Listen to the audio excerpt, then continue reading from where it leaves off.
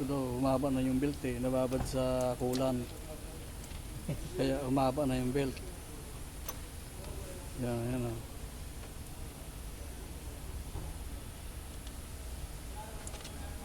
Humaba na yung belt eh. Ito yung 6.0 engine. Nakalimutan namin yung picture saka shop manual. Yan. Ang daming pulley yan, ilang pulley yan. Daming pulley. Yung routing ng alternator belt. Yan. Paano na titirahin yan?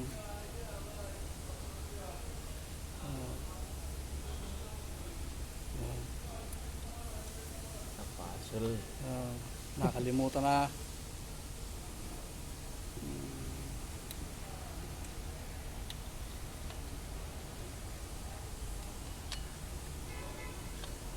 Ayan o. Aralin. Aral. Umaba na kasi yung belt eh, nababad sa kulang. Kaya ganito yung paginggan talaga pag technician. May ilang pulley yan, 1, 2, 3, 4, 5, 6, 7, 8, 9, 10. Maraming pulley. Yung pulley na yan oh. Pag di pa nga dumugo yung ilong mo niyan,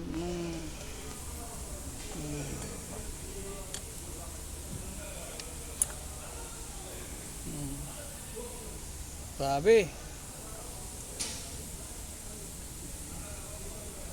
Paano na yan? Yan, malapit na. Yan. Oh. Malapit na. Malapit na. Yan. Hanggang makuha. Nasumaba na yung belt eh. Yan, oh. Saan napupunta yung belt na yan? Umaba na. Oh. Wala nang haba na. Yan. Yan. See? Kasi pag pinadaan mo dito, tatama dito, putol yung belt. Kita mo yan? Ito yung 6.0 engine. Ito pinakamahirap na palit ng pag di mo tinandaan. Kung paano mo ilalagay yung belt na yan. Nagpalit kasi ng makina eh. Hindi ko na videoan eh.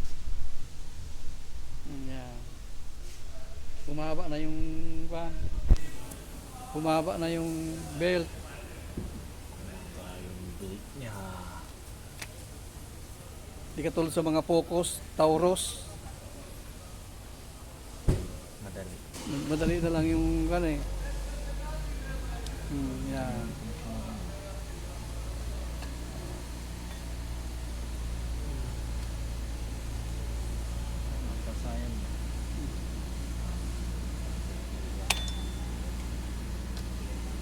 Yan. Humaba. Humaba yung belt.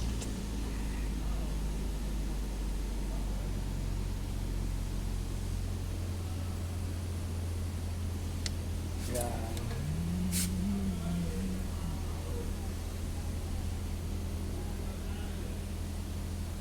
Daming pulley yan, daming pulley. Susunod naman kung paano namin nakuha.